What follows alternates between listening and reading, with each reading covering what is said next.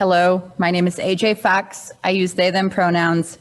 I'm the Director of Religious Education, and today I am incredibly grateful for all of your patience while technology collapses around us and we Phoenix revive it far too late in the day. Today we're talking about the balance between belonging and not belonging. This week will bring the autumn equinox, the halfway point between the heat of summer as we tilt towards the sun and then the dark chill of winter. It is in a time of in-between-ness we find ourselves in. The pools are closed and the school is back in session, but the gardens still have life in them and the gloves have not yet come out. When walking with the kids, we're starting to find more bright leaves and fat walnuts, but there are still caterpillars and flowers and green tomatoes that we hope might ripen on the vine.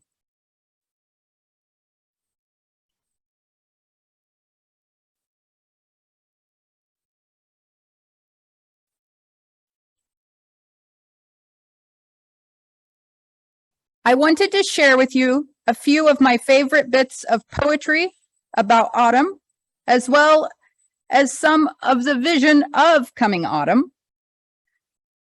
I've been super aware lately that I have some friends who are beginning to no longer be able to go out and see autumn in the same way that they once enjoyed. And I took these photos to share this week and videos to share with them, but I thought I would share with them here with you too.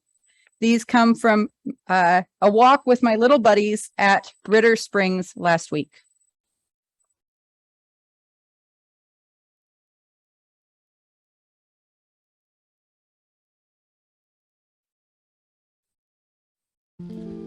Emily Bronte in England wrote, "Fall leaves fall, die flowers away, lengthen night and shorten day.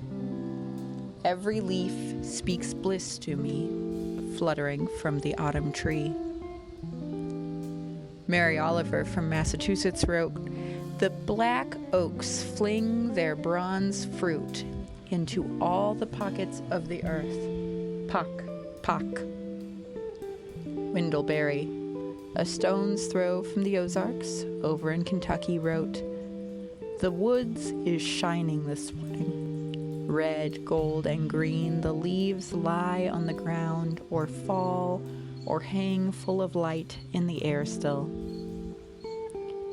I don't know who writes the Ozarks into autumn, who captures the hedge apples and green-black walnuts and the fat, still-hopping grasshoppers as summer shifts into the unknowable fall, who writes the strangeness of drought, flowers and grasses climbing with last hurrah, grateful for finally rain.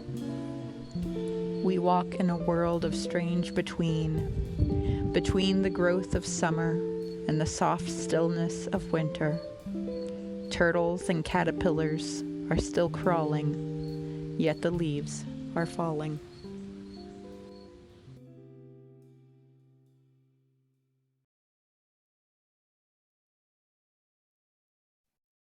Okay, but here's the thing. The next slide is going to be audio from a kid named Matt Baker.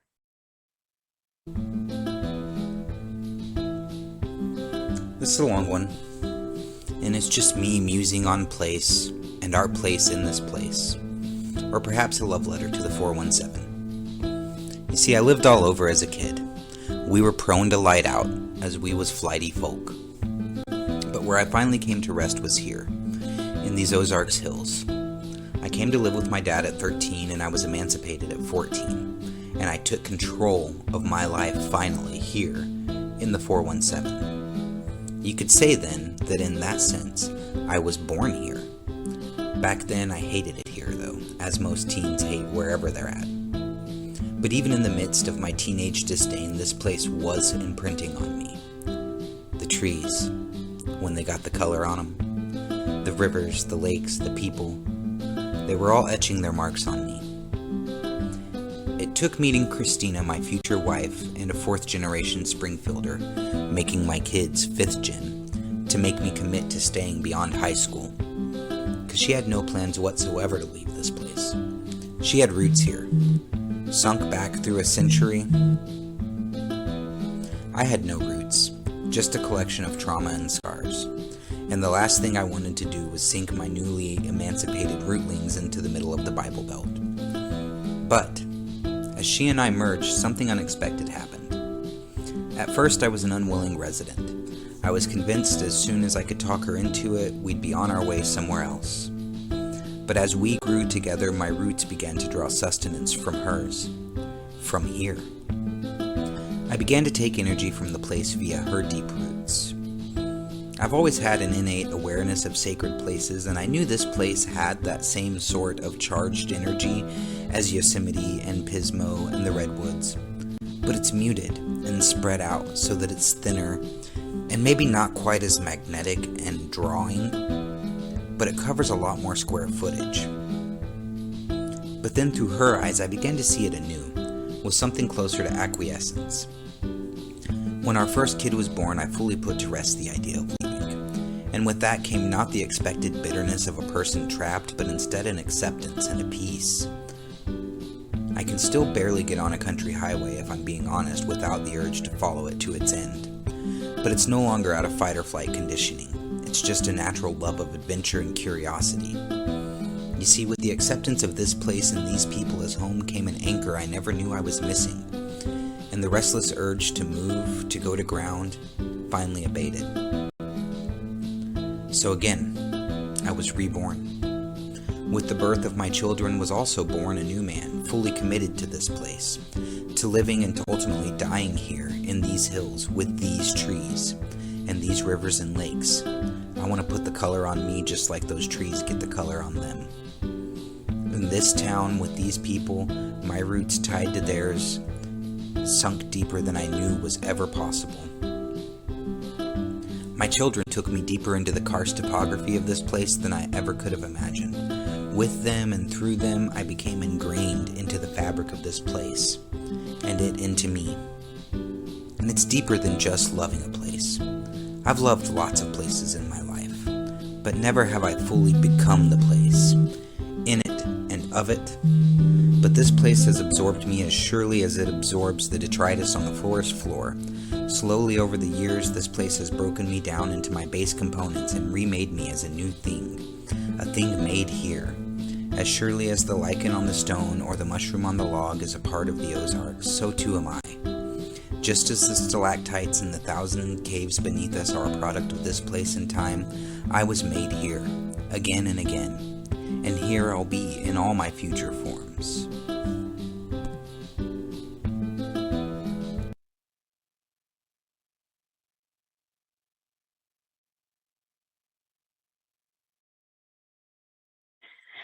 As we at first you explore this theme of belonging this month, it's easy to lean into belonging. We are a community centered on being together, and yet this is an individualistic faith. We are a people who belong to each other, who find spiritual home together, yet we are a people who hold as many varied experiences of what that means as there are minds and hearts in this room. I've found it often surprises people as they shift into this space or more deeply into this space to realize the ways we can be together and yet responsible for our own spiritual practice. The UU is not the only place where people are responsible for their own spiritual practice. There are many Christian churches and other spiritual communities that encourage a personal relationship with God and or the universe. There are, of course, mega churches that demand you not practice yoga or read the wrong children's book. But there are also many that ask their members to be responsible for their own journey.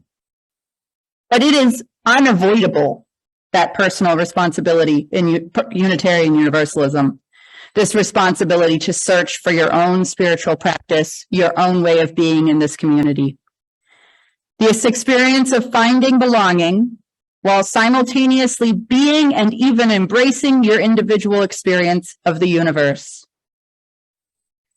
We all walk this earth, both part of something and simultaneously the only person who can be ourselves.